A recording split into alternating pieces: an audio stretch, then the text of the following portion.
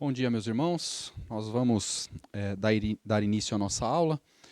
O tema dessa aula é criptocristianismo. Antes, porém, de darmos início, vou fazer uma oração pedindo a bênção de Deus, que Ele use esse momento para trazer ensino para nós, conhecimento, sensibilidade, discernimento, para tudo que será falado, sobre os tempos atuais. Senhor Deus, nós agradecemos pelo momento que temos em que podemos debruçar sobre a Tua Palavra, sobre os assuntos do nosso tempo, para assim adquirirmos a sabedoria e o discernimento para saber como viver essa vida nesse tempo que o Senhor nos colocou. Nos dê, ó Deus, a sabedoria, a condição de entender, de compreender a Tua Palavra frente ao mundo complexo que nós vivemos. Pedimos a Tua bênção e as Tuas misericórdias, em nome de Jesus. Amém. Para quem não está nessa sala e não entende, não sabe bem o contexto daquilo que estamos estudando, o nome dessa classe é Teologia Prática. E nós estamos já há algum tempo estudando o pano de fundo, da sociedade atual. O que nos trouxe até aqui? Então falamos sobre o período das trevas, o que mudou, a transição que tivemos desse período das trevas histórico, onde Deus regia todas as coisas, a consciência de Deus estava na sociedade, a consciência de transcendência e eternidade estava na pessoa comum, na sociedade, e aí até chegar o advento do iluminismo, onde o homem se tornou à medida de si mesmo, aquilo que ele entende é a realidade, o que ele não entende ele simplesmente rejeita. Sobre esse processo é dado o nome de modernismo, que chega até o século XX. No final, meados do século XX para frente, nós vivemos o que os estudiosos chamam de pós-modernidade ou hipermodernidade, segundo alguns estudiosos, que o homem já não é mais aquilo somente que ele entende, mas ele é aquilo que ele sente. Então, a gente percebe com esse pano de fundo que nós estamos vivendo, então, numa sociedade que rejeita muitas vezes aquilo que é racional, simplesmente porque ele não aceita. E você vai procurar argumentos para compreender a razão daquela crença e não vamos chegar a um ponto em comum, ou não vamos chegar a um ponto de entendimento, porque a pessoa toma decisões segundo aquilo que ela sente. E aí a gente chega aos absurdos que temos hoje de a pessoa não se sente homem, então ele quer mudar aquilo que é imutável na sua condição, que é a sua sexualidade. Isso para dar um exemplo assim mais grave, que é uma coisa imutável, a sua própria sexualidade, você não escolhe, você nasce daquele jeito, mas as pessoas não se sentem mais confortáveis com a sua sexualidade, então elas mudam a sua sexualidade. Então, para os irmãos entenderem a gravidade do tempo que nós estamos vivendo. O fato da pessoa não se sentir de uma maneira, ou não se sentir bem com alguma filosofia, com algum entendimento, com alguma opinião, então ela muda ou ignora completamente a realidade, distorce, porque ela não se sente bem com aquilo. Esse é o pano de fundo daquilo que nós temos estudado. Então, o que estamos fazendo agora? Olhando para a sociedade atual, percebendo diversas distorções da vida cotidiana, de um aspecto assim, muito mais filosófico, argumentativo. E aí a gente tenta dar respostas à luz das Escrituras. Então, o cristianismo ele é suficiente para responder a todas as coisas, a todas as complexidades do mundo. Afinal de contas, o homem é o mesmo, o problema do homem é o mesmo e Deus é o mesmo. O homem ele foi criado por Deus, através da queda o pecado entrou no mundo, afetando a sua relação consigo mesmo, com o próximo, com a natureza, com Deus. e a partir daí o mal entrou no mundo, afetando todas as coisas. Então a solução para todas as coisas é a mesma: Jesus Cristo, aquele que foi morto para justificação, para perdão dos pecados do seu povo. Então nós precisamos sempre ter essa ideia, essa cosmovisão para lermos o mundo. Bom, essa foi uma breve introdução, principalmente para aqueles que não estão nessa sala.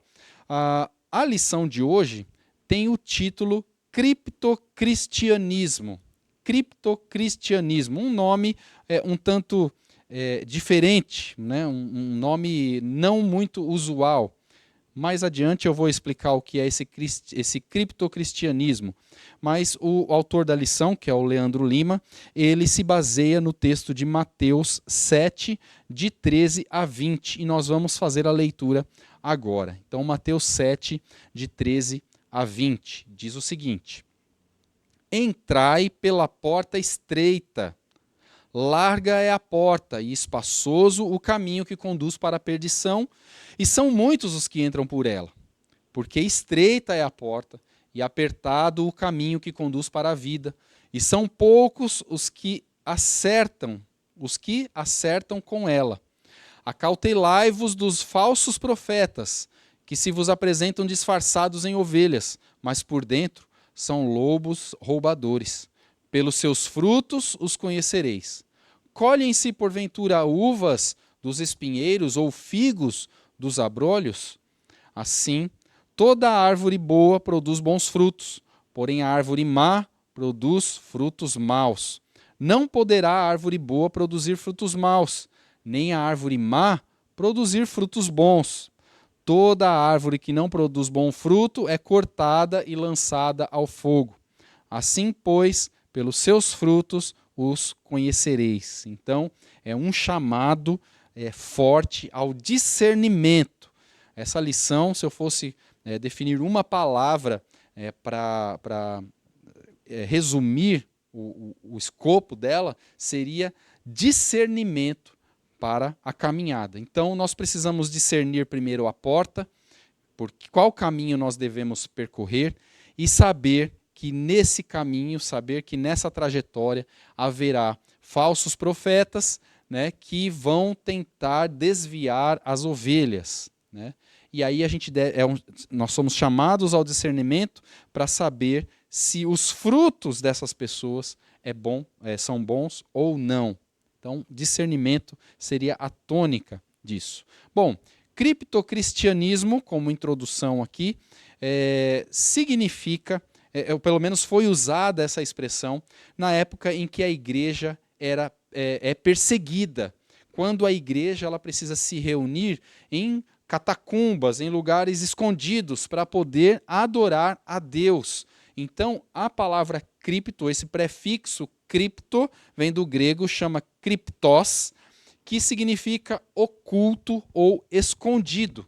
Então, é a prática secreta do cristianismo por pessoas que, por causa de perseguições religiosas, precisavam esconder a sua fé. Então, criptocristianismo se refere a esse tempo onde as pessoas, os cristãos, precisam se esconder para poder continuar com a sua atividade religiosa.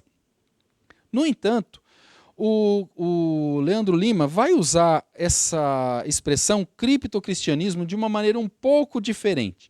Ele vai dizer que sim, o cristianismo continua escondido, ou o verdadeiro cristianismo continua escondido, apesar do grande volume de coisas e informações que temos a respeito do Evangelho. Por exemplo, se outrora a igreja se reunia em catacumbas, hoje nós temos enormes catedrais, e por todos os cantos, desde a Europa, inclusive no Brasil, catedrais católicas, evangélicas, tudo em nome do cristianismo. Então, o que era outrora algo escondido, né, se torna amplo. Mas o Leandro Lima continua defendendo a tese que, mesmo com esse marketing e essa tremenda publicidade que a igreja evangélica, né, e a igreja cristã adquiriu durante os últimos séculos, continua ainda existindo um criptocristianismo. Ou seja, o verdadeiro cristianismo, a despeito desse marketing, ele continua escondido. Apesar do expressivo número, deixa eu voltar aqui.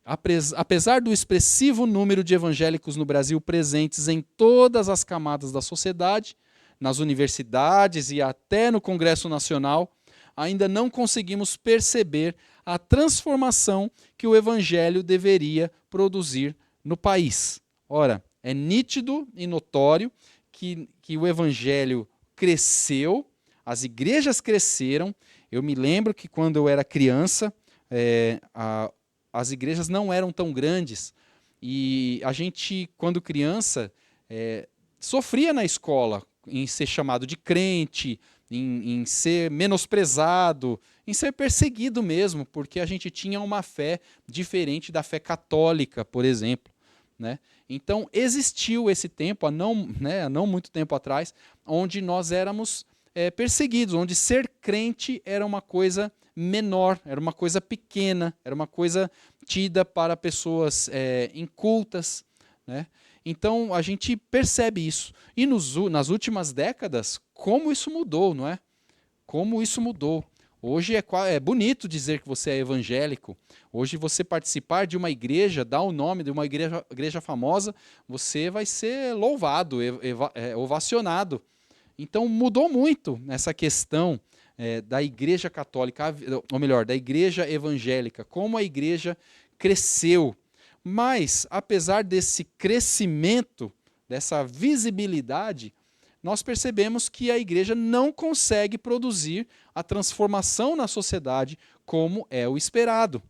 Afinal de contas, se nós pregamos a regeneração, a santidade, a luta contra o pecado, bom, esses efeitos deveriam ser sentidos na sociedade como um todo, no Congresso, nas universidades, na escola, no trabalho, em todos os âmbitos, né, das esferas, né, sociais, nós deveríamos observar a transformação que o Evangelho traz. Mas não é isso que a gente nota. As famílias continuam desfeitas, a corrupção permanece generalizada, tanto na política quanto no cotidiano da sociedade, que vive pautada por uma moral de conveniência. As artes, por sua vez, refletem e propagam a decadência cultural e espiritual, seja na música, seja nas demais expressões artísticas. Eu sou músico, né?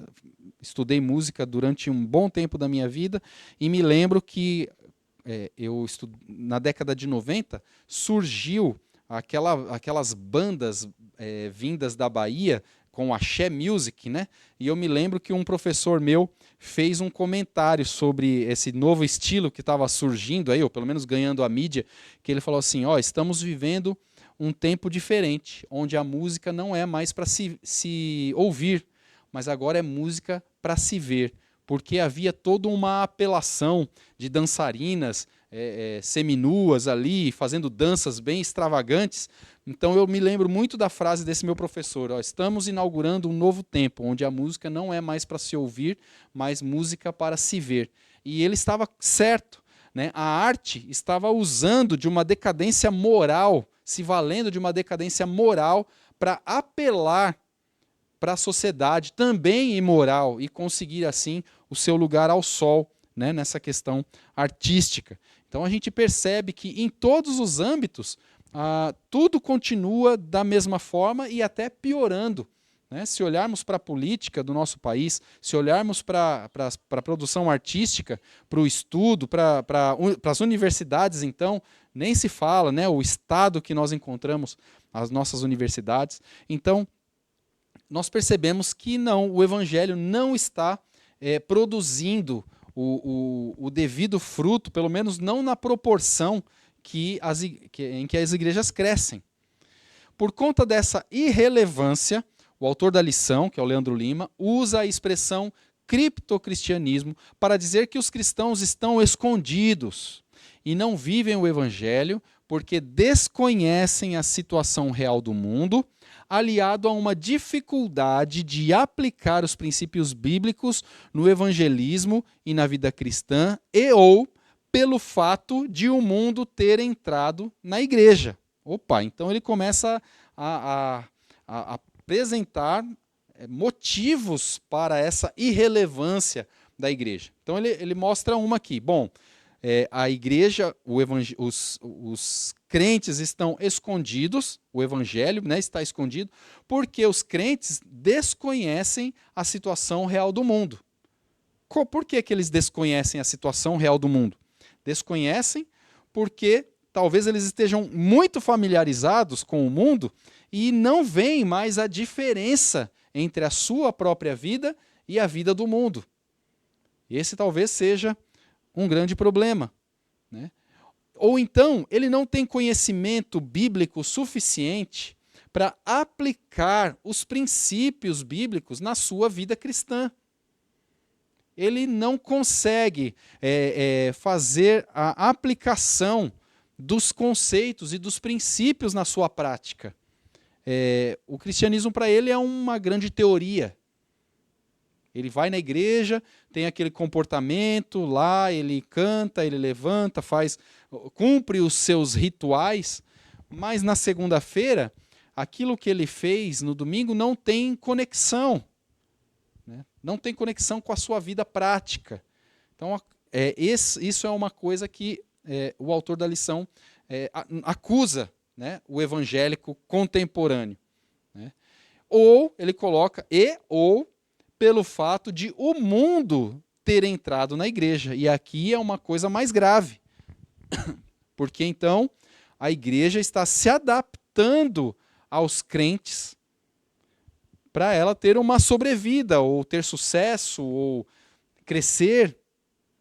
Talvez essa seja a explicação do sucesso, né, que a igreja tem obtido nas últimas décadas. O fato de ter uma igreja que agrada o público, de modo geral. Eu citei já em algumas aulas que nós demos aqui, e vou repetir, que existe um livro produzido nos anos 2000, chamado Uma Vida com Propósitos, do Rick Warren, e lá ele tenta explicar, né, como a igreja deveria trabalhar para poder agradar os de fora, ou para receber os de fora. Eu não estou endossando esse livro, muito ao contrário. Esse livro é uma grave heresia, é um problema para a igreja evangélica, porque o Rick Warren, por exemplo, ele propõe que seja feita uma pesquisa na sociedade vizinha de onde vai ser plantada a igreja, para que a igreja supra as necessidades daquela sociedade. Ou seja, altamente pragmático. Ele não está muito preocupado com as questões espirituais que a igreja vai proporcionar para a sociedade, mas o que a igreja pode oferecer em termos de assistencialismo, assuntos que estejam adequados à necessidade das pessoas, né, ao redor da igreja. Então, isso é um tremendo pragmatismo, é criar uma igreja simplesmente visando o lucro, visando como essa igreja pode crescer. Né? Ou seja, este evangelho existe para dar lucro de alguma maneira, mas completamente distanciado dos princípios revelados nas Escrituras. Então, já inicia aqui talvez um porquê, né, a igreja, de modo geral, ela não impacta mais a sociedade. Aceite Jesus. Aceite Jesus. Fatores como analfabetismo, pobreza, opressão, violência e doenças tornam-se terreno fértil para que muitos busquem nas igrejas soluções imediatas para os seus problemas. Quando ele diz aqui analfabetismo, pobreza, opressão, o evangelho, meus irmãos, ele, apesar de ser uma mensagem muito lógica e até simples de ser compreendida, mas à medida que você se aprofunda e vai tendo que melhorar o seu estudo, ele exige sim um padrão mínimo cultural. Por exemplo, eu me recordo muito bem quando o pastor Jailton batizou os meus filhos, que eu assumi ali um compromisso. Ele me fez essa questão: você vai trabalhar para a alfabetização dos seus filhos, vai ensiná-lo a ler, para que ele possa, por si mesmo, conhecer as Escrituras. Claro que eu vou ensiná-los, mas num determinado momento, os meus filhos precisarão ser autônomos, proativos na busca do conhecimento nas Escrituras. Então, isso é uma verdade, isso é uma preocupação legítima. Aquele que não sabe ler, como ele vai acessar a Escritura? Aconteceu no passado, de muitas pessoas analfabetas que aprenderam a ler nas Escrituras. O meu avô, por parte de pai, é um desses casos, que ele aprendeu a ler porque queria ler a Bíblia. E na própria Bíblia ele aprendeu, ele se alfabetizou. Então isso acontece também muitas vezes. Mas diante da situação que nós vivemos, na atual circunstância do nosso país, nós sabemos que as taxas de analfabetismo são enormes ainda hoje. Pobreza, opressão, violência, doenças, são coisas que vão minando o conhecimento verdadeiro da Escritura. E, ao mesmo tempo, como o nosso país também é um país muito sincrético, muitas vezes as pessoas têm uma relação com a igreja buscando as soluções para os seus problemas, e não para os seus problemas espirituais. Elas não vão para a igreja com anseios espirituais, porque muitas vezes o apelo da igreja já não é esse também. É vendida, é apresentada uma visão de que a igreja está lá para solucionar os seus problemas terrenos, imediatos, de dinheiro, de saúde, de falta de emprego, enfim, diversos problemas que surgem.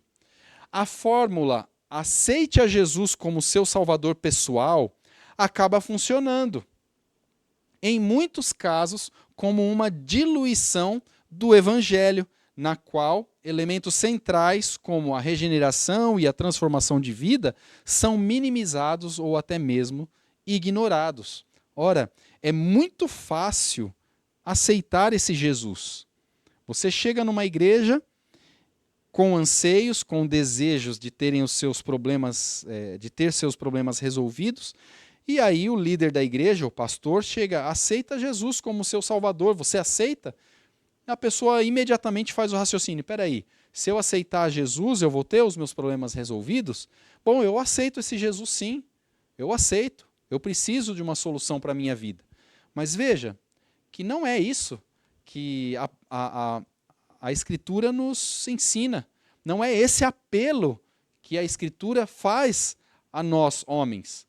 Nós precisamos entender que somos pecadores, e estamos separados de Deus, e não há solução para a nossa condição de pecado, senão na pessoa do Senhor Jesus Cristo. Nós estamos condenados espiritualmente. Nós não temos uma vida eterna. Nós seremos punidos pelo nosso pecado eternamente. Então perceba que antes da boa notícia, eu falar que, olha, Jesus Cristo morreu pelos seus pecados, e você precisa passar por uma regeneração.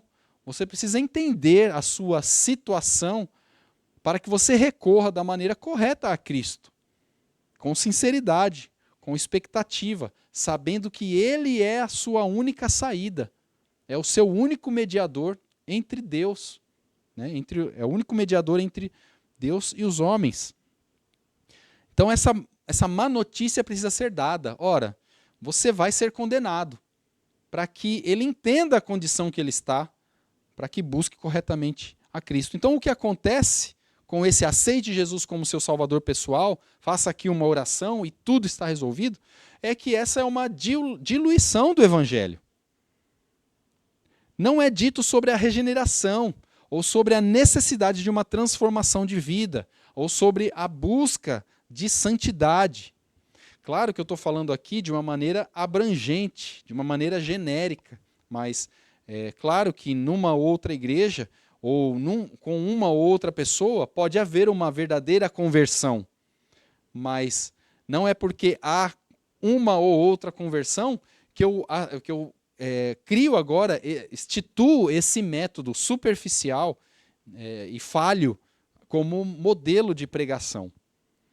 Além dessa apresentação simplificada e superficial, pesa também a motivação que leva muitos a aceitar Jesus, a expectativa das bênçãos que ele supostamente trará à vida daquele que o receber. Então é uma venda praticamente do evangelho, é a volta das indulgências, né? Olha, receba Cristo e seus problemas estarão acabados, né? É o evangelho tabajara que a gente pode dizer, né? Seus problemas acabaram. E não é assim que a coisa funciona, pelo menos conforme as Escrituras, não é conforme as Escrituras. O evangelho que está sendo pregado amplamente hoje em dia oferece uma esperança falsa para os pecadores, pois os faz pensar que serão salvos, apesar de continuarem rebeldes contra Deus. E aqui está uma questão ainda mais grave. É você aceitar como membro de uma igreja, da sua igreja, um ímpio que não tem consciência daquilo que ele está fazendo. Que ele pensa, não, eu estou salvo, mas na verdade ele não está. Na verdade a gente também não sabe de todas as pessoas que são membros da nossa igreja sobre a sua condição de salvação. Mas, pela pregação e pela qualidade daquilo que é ensinado, a culpa não recairá sobre o pregador. A pessoa que entra está bem consciente de que ela ouviu o evangelho corretamente. Agora, você querer inflar a igreja com ímpios, fazendo-os crer de que eles são salvos, não sendo, isso é muito grave.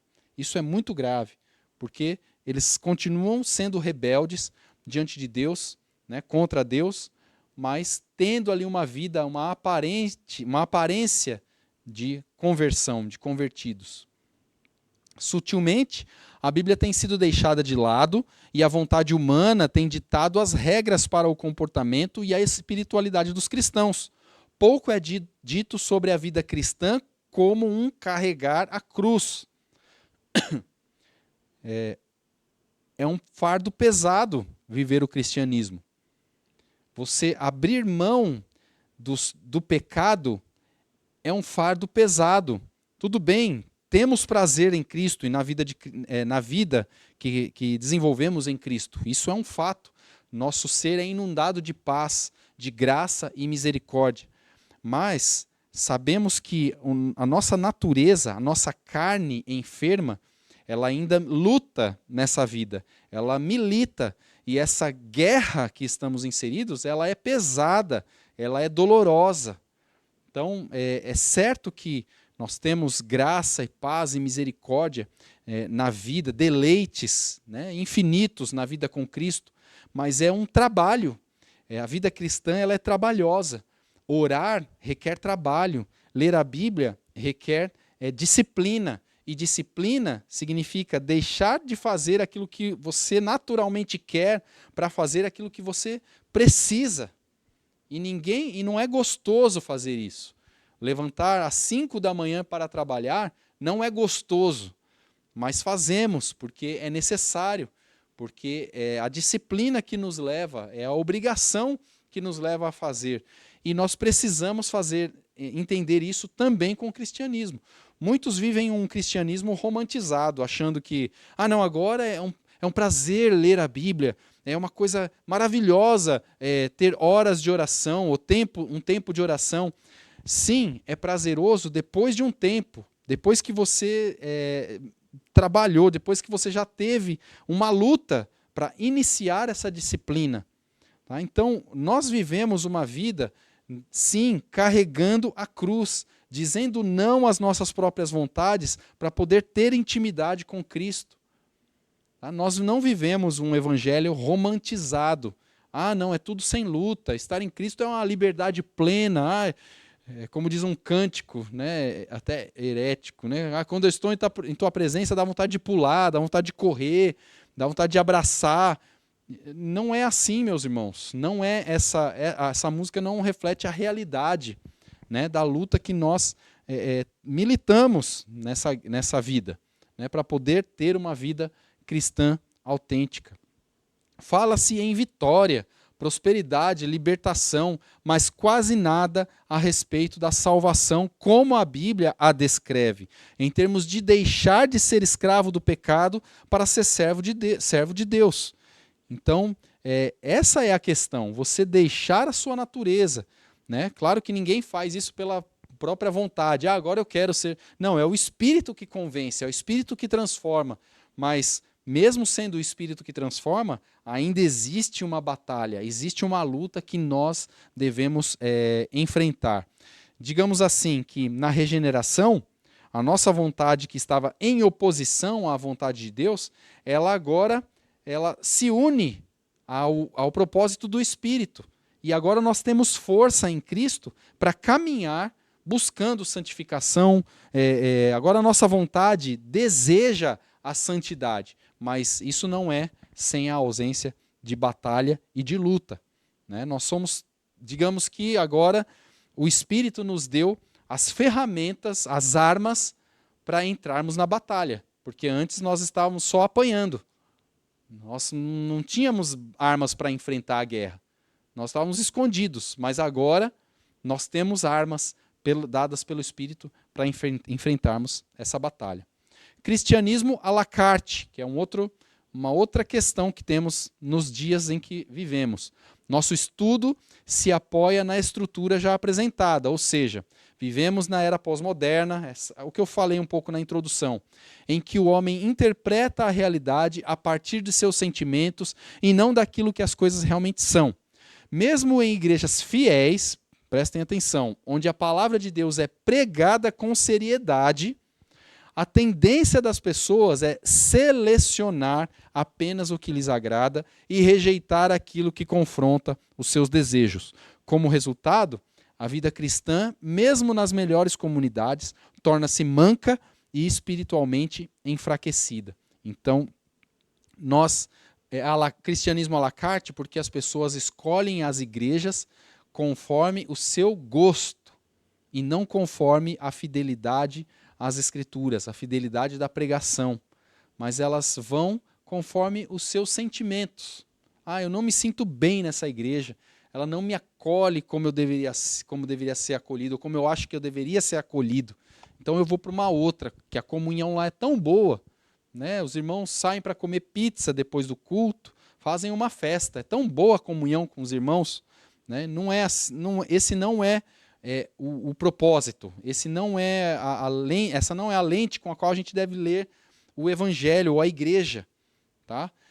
Nós buscamos a pregação fiel, mas mesmo nas igrejas onde a pregação é fiel, bíblica, os crentes acolhem ou rejeitam aquilo que eles querem, conforme o seu entendimento, conforme aquilo que cai no seu ser como verdade. Ah, isso aqui... Puxa, é tão verdade, isso aqui foi tão bom, eu abraço isso aqui. Não, isso que o pastor falou me confronta, né? Quando a pessoa se sente cutucada, confrontada, aí ela deixa aquilo ali de lado, finge que não viu, que não ouviu e bora, segue a vida. Daí surge o chamado cristianismo à la carte, no qual o fiel escolhe a igreja conforme seu gosto pessoal ou seu nicho de afinidade. Assim, aparecem rótulos como cristianismo branco, cristianismo negro, cristianismo hip-hop, cristianismo caipira e até mesmo iniciativas como a Bíblia Freestyle, publicada anos atrás. Evidências de que os nichos quase se transformam em novos evangelhos. Então, coloquei o exemplo aqui da Bíblia Freestyle, porque era a Bíblia em linguagem mano, né? A Bíblia na linguagem dos mano. Então, para atingir os mano, não são os mano que tem que crescer em cultura, em entendimento, para poder compreender a Bíblia. Não, é a Bíblia que tem que decair, né? Perder a sua riqueza, para ficar numa linguagem mano, para atrair os mano. Então, é uma pobreza generalizada. A mesma coisa acontece com as músicas que nós cantamos e ouvimos, né, da igreja de modo geral. Ela cai, né, de nível. A gente não canta mais a gente até na igreja que canta, né, no fragoso ao cantil, né, a gente tem que procurar no dicionário o que significa. Então, o que acontece? A gente cresce com um hino que desafia a gente, né? Se da vida as vagas procelosas são. Então, a gente tem que consultar o dicionário lá, o ChatGPT, para entender o que significa da vida as vagas procelosas são, né? Para compreender o que o hino está dizendo. Então, a gente tem que subir de nível até o hino. Ó, que bênção é isso. Culturalmente você cresce. Não, agora o pessoal decai, né? Tem que abaixar o nível para poder atingir, né? Dar uma papinha para a pessoa poder entender o evangelho. E não é assim que a coisa deve funcionar. Então, nós temos cristianismos nichados, né? Para que possa atender os diversos tipos de pessoas. A pessoa do hip hop, ela não pode deixar o hip hop para seguir a Cristo, para seguir uma igreja. Não, a igreja tem que se moldar à cultura que ela está inserida. Então, já é um problema isso, porque o evangelho ele é supracultural. Então, todas as pessoas vão ter que fazer uma adaptação cultural para poder acessar o evangelho, o culto, né, bíblico.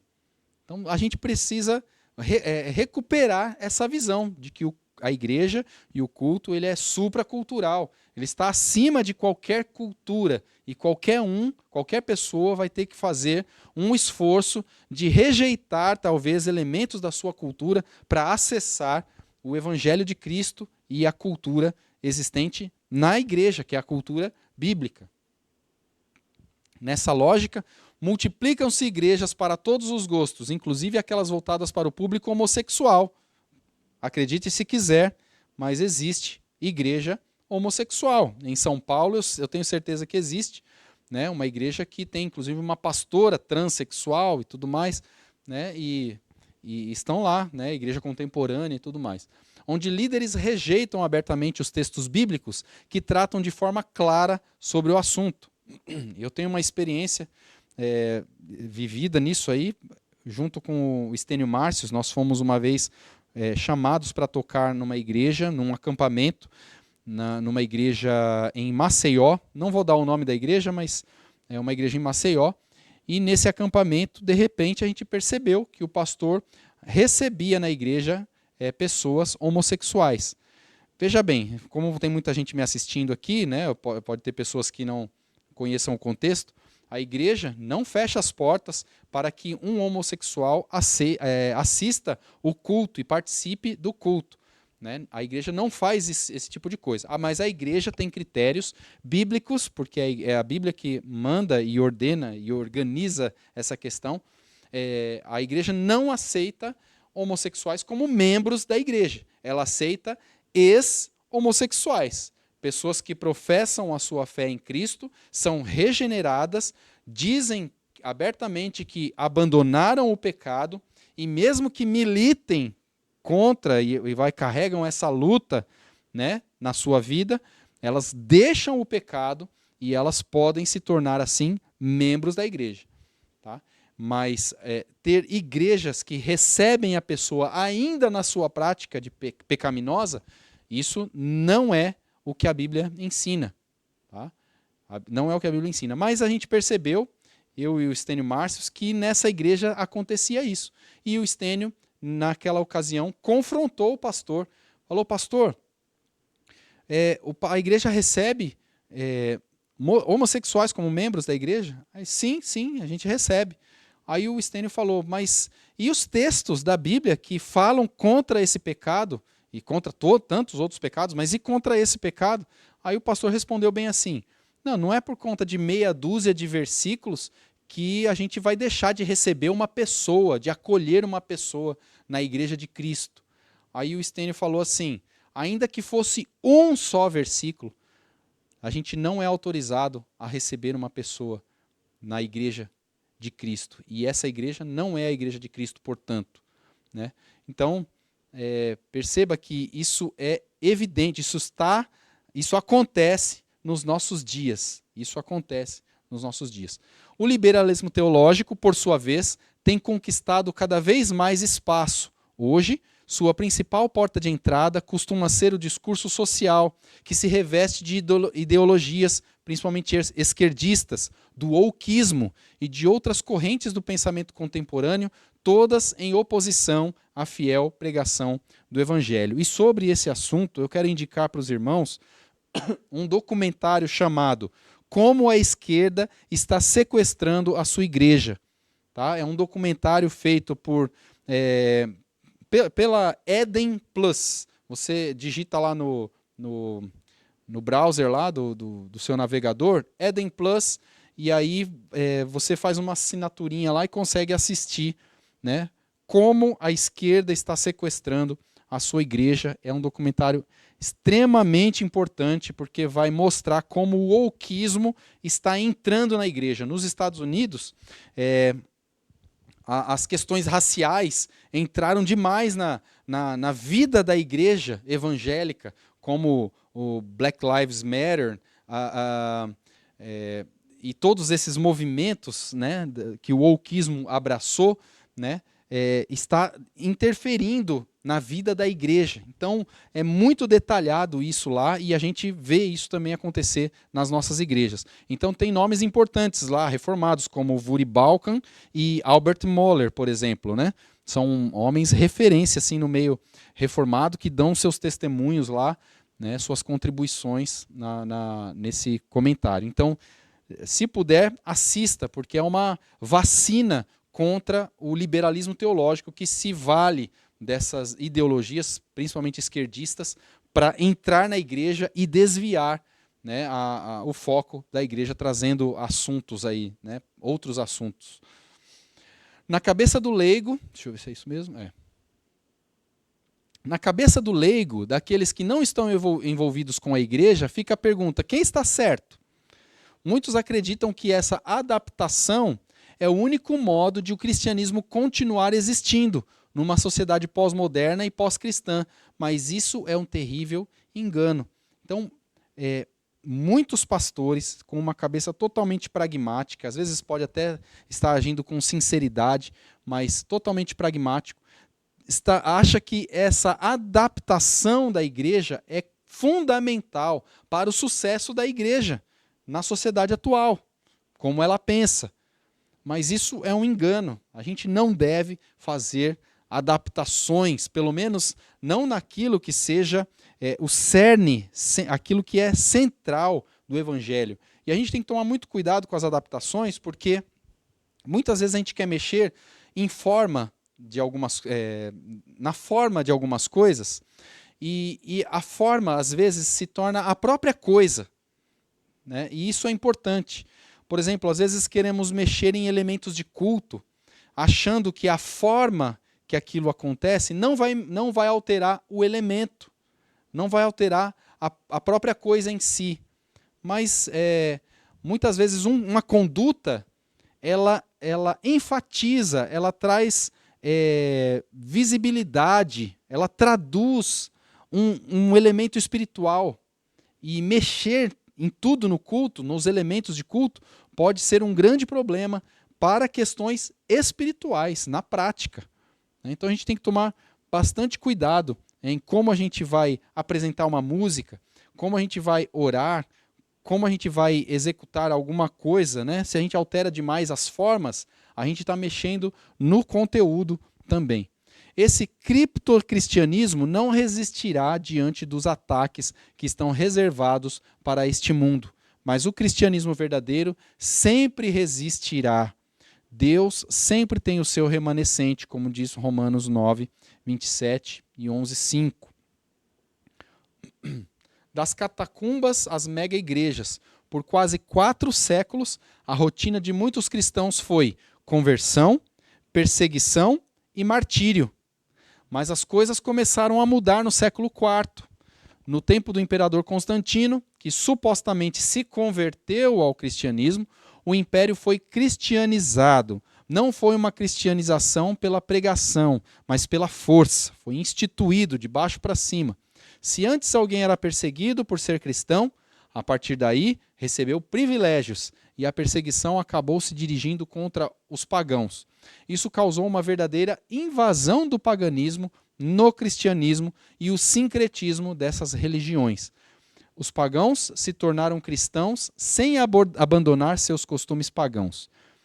Isso foi a velha tática de guerra intitulada "Se não pode com o inimigo, alice a ele". A partir daí, a igreja das catacumbas se tornou a igreja das catedrais. Então, o inimigo foi astuto, fazendo com que a igreja fosse institucionalizada, né? Agora a igreja é o Estado.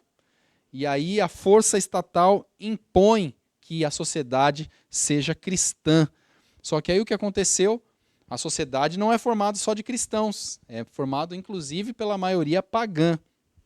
E para não haver grandes rebeliões,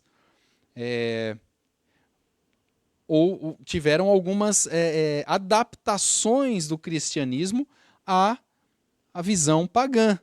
Em uma outra aula, eu não me recordo agora qual é o nome, mas nesse período que a visão de Maria no catolicismo, ela cresce, né? Ela ganha status de divindade. Por que isso? Porque no paganismo existia a deusa mulher, né? É uma coisa que remonta aos tempos lá de Nimrod, Semíramis, Tamuz, que são deuses que foram divindades criadas ali e que o paganismo foi carregando no decorrer da história, como Baal, Astarote, e agora eu esqueci o nome do deus criança, para o qual até os vários reis de Israel, alguns reis de Israel também sacrificavam. Esqueci o nome agora. Mas, enfim, são deuses que exigiam sacrifícios de crianças, né? Até o próprio Cupido é uma espécie de Tamuz, que é o deus criança. Enfim, então essa imagem de uma mulher, né, mediadora, né, da divindade, que tem um filho, é muito comum no meio pagão. E para agradar, então, essa vertente pagã, o catolicismo, né, a igreja romana, acabou abraçando essa figura de Maria e coloca até os tempos de hoje, né? Os católicos odeiam quando você fala isso, né? Eles se arrepiam, vão dizer, enfim, impropérios contra você, mas a verdade é essa, que o cristianismo foi muito afetado por essa institucionalização e por essa mistura do paganismo. E é isso que a gente vê hoje, né? Essa mesma estratégia de a igreja evangélica misturada ao paganismo, misturada ao sincretismo que existe, para poder agradar e ser palatável às pessoas e à sociedade contemporânea. Com o enfraquecimento da pregação bíblica, com a ênfase na realização pessoal, a igreja cristã evangélica está se tornando cada vez mais mundana e comercial. A igreja evangélica saiu das catacumbas para estar em proeminência nas rádios, TV, internet e em grandes shows bancados por dinheiro público. Então as nossas prefeituras, Prefeitura de Vitória, Prefeitura de Serra, Vila Velha e tudo mais, fazem o seguinte: a gente tem que fazer uma festa. Bom, vai ter que ter a festa que vai agradar o público gospel, vai ter a festa que vai agradar os católicos, vai ter a festa que vai agradar a todo tipo de gente, né? E eles fazem isso sem o menor problema. E os artistas gospel vão lá também, pegam dinheiro público e vão lá e não tem nenhum constrangimento com isso, né? Será que Jesus concordaria com toda essa exploração e os desvios de dinheiro para construir essas catedrais evangélicas modernas ou para manter a vida luxuosa de seus pastores e seus impérios? Vamos ver as catedrais que existem na Europa, né, construídas com muito suor, com arrecadação pesada, né, em cima dos fiéis ali, né, com impostos altíssimos e tudo mais, né, tudo por conta dessa igreja institucionalizada. Poucos peregrinos. Jesus jamais esteve preocupado com o número de seus seguidores, mas com a verdadeira disposição deles em o seguirem. Ele alertou contra o perigo da religião das multidões, pois disse: entrai pela porta estreita. Não devemos desanimar se a religião que professamos não é popular ou se as multidões não estão interessadas nela, pois, como disse o reverendo J.C. Ryle, o arrependimento, a fé em Cristo e a santidade na vida nunca estiveram na moda. Então, o cristianismo verdadeiro sempre esteve em oposição às pessoas de modo geral, à sociedade de modo geral, porque as pessoas não querem se colocar debaixo do padrão moral que Deus estabeleceu. Devemos pregar ao mundo inteiro, sabendo que o evangelho é para poucos. Somente aqueles capazes de compreender pela capacitação do Espírito é que seguirão a Cristo de verdade. Jesus nunca se preocupou com os números, mas com a verdade, como diz em João 6,66, quando muitos discípulos começaram a abandonar Jesus, até que ele chega ao ponto de dizer aos seus 12, e aí, chegou a hora, vocês vão? Né? Vocês vão com eles? E aí Pedro diz, Senhor, para onde iremos? Só tu tens palavras de vida eterna. Desmascarando o falso. O Senhor Jesus nos deu um modo de identificar os falsos pregadores.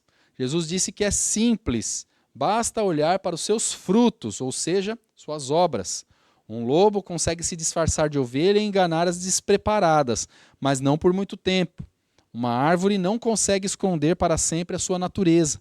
Logo, ela terá frutos e eles vão dizer que tipo de árvore ela é.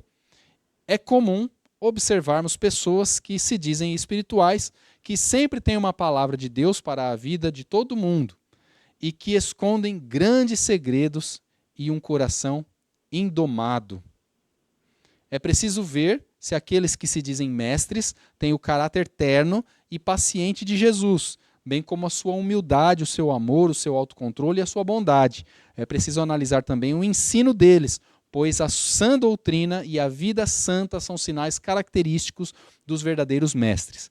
É negligência com a Bíblia que faz com que muitas pessoas deem ouvidos a novidades, tornando-se presas fáceis do primeiro falso profeta que aparecer. Porém, hoje em dia, parece que muitos falsos profetas nem sequer estão preocupados em disfarçar.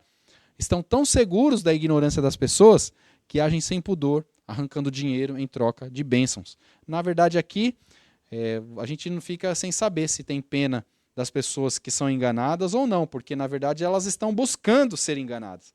Elas estão buscando aquela mensagem que os falsos mestres estão oferecendo. E aqui, para encerrar, eu escrevi um texto. Na verdade, eu estou escrevendo um livro e estou juntando alguns textos que eu já tenho escrito, que fala justamente sobre essa questão comercial que adentra a igreja cristã e como isso afeta o culto, mais especificamente. Então, a minha questão com o livro vai ser mais a questão do culto. E eu escrevi um texto, um capítulo desse livro, e eu queria aqui apresentar para os irmãos, como uma forma de acrescentar, né, a tudo isso que a gente tem visto. Então, o título desse capítulo é Culto Contemporâneo ou Culto Comercial? Né? Nós temos hoje essa combinação de palavras aqui, culto contemporâneo, é uma coisa estranha, né? Dado a interpretação, o entendimento que a gente tem do que é contemporâneo. Né? Então, eu estou fazendo uma crítica aqui, culto contemporâneo ou culto comercial? Hoje em dia, temos uma supervalorização da novidade. Temos termos como atual, relevante e inovador ganharam status de virtudes absolutas. Tudo aquilo que resiste ao tempo ou guarda traços do passado é frequentemente visto como suspeita ou como algo visto com suspeita ou como algo a ser urgentemente superado. Nesse contexto, a palavra contemporâneo tornou-se um selo de aprovação cultural, enquanto clássico é associado ao antigo, ao obsoleto ou ao ineficaz. No entanto, quando tratamos de liturgia cristã, essa inversão de valores pode trazer sérias consequências. A tradição cristã, enraizada em séculos de reflexão, prática e reverência, não pode ser descartada com a mesma facilidade com que trocamos de design de um aplicativo. Não se trata apenas de estilos e gostos. Estamos falando da maneira como nos aproximamos de Deus. O culto cristão, por definição, é um ato teocêntrico, direcionado a Deus e fundamentado em sua revelação. Ele é, portanto, sustentado por uma herança de fé que não pode ser moldada simplesmente pelas exigências do tempo presente. Ao rotular determinados formatos de culto como contemporâneos, há, muitas vezes, uma tentativa velada de legitimar transformações que vão além da forma. Não é raro que mudanças estéticas venham acompanhadas de alterações na teologia, na espiritualidade e na própria compreensão do que significa adorar a Deus. A busca por um culto mais conectado com a geração atual tem levado à substituição de elementos litúrgicos antigos por práticas que respondem a padrões culturais momentâneos. O problema não está em reconhecer que toda geração expressa sua fé dentro de um determinado contexto cultural. A fé cristã sempre dialogou com as culturas nas quais esteve inserida. A dificuldade surge quando essa adaptação perde o senso de direção e passa a ser guiada pelas expectativas do público e não pela revelação de Deus. Quando isso acontece, não se trata mais de contextualização, mas de assimilação. E a assimilação tem um custo. Ela pode diluir o conteúdo da fé a ponto de torná-la irreconhecível. Por isso, não devemos pensar na forma do culto como um simples invólucro neutro. A forma molda a experiência. Muda-se a linguagem, altera-se as ênfases. Muda-se o ritmo e transforma-se o impacto espiritual. Mudam-se os elementos e, pouco a pouco, modifica-se também a teologia. A fé cristã é inseparável de sua prática, e a prática do culto é, de certo modo, sua expressão mais pública, comunitária e visível. A Confissão de Fé de Westminster, no capítulo 1, seção 6, afirma que todo o conselho de Deus, concernente a todas as coisas necessárias para a sua própria glória, para a salvação do homem, para a fé e a vida, está ou expressamente declarado na Escritura, ou pode ser logicamente deduzido dela. Essa afirmação nos lembra que mesmo aquilo que não está descrito detalhadamente nas Escrituras, pode e deve ser guiado por princípios extraídos dela.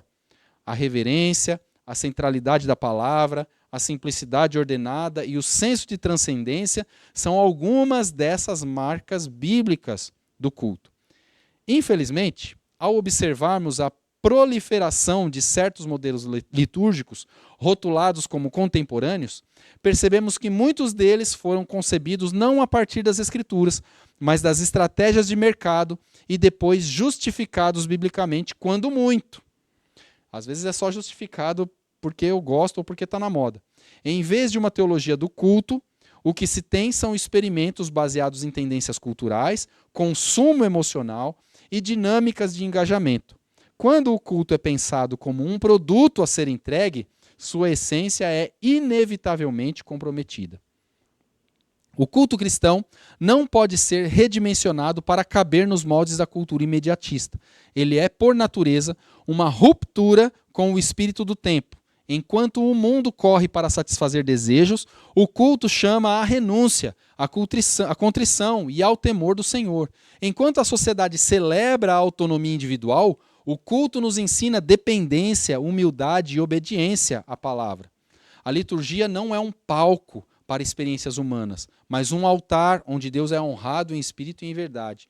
Quando abandonamos os padrões bíblicos por estratégias momentâneas, também colocamos em risco a formação espiritual da igreja. O culto molda os afetos. Ele ensina, reforça valores, estabelece hábitos, orienta o coração. Cultos moldados por critérios pragmáticos produzem crentes frágeis, que associam a presença de Deus a estímulos emocionais, que confundem espiritualidade com excitação e que não têm raízes suficientes para resistir no dia mau. Por isso, Mais do que discutir estilos ou preferências, o debate em torno do culto contemporâneo exige uma pergunta fundamental: a quem queremos agradar? A resposta a essa pergunta definirá o rumo da igreja. Se a prioridade for a glória de Deus, então será necessário reavaliar tudo à luz das Escrituras. Se, porém, o alvo for agradar o público, o culto se tornará uma ferramenta de manutenção de números e expectativas humanas.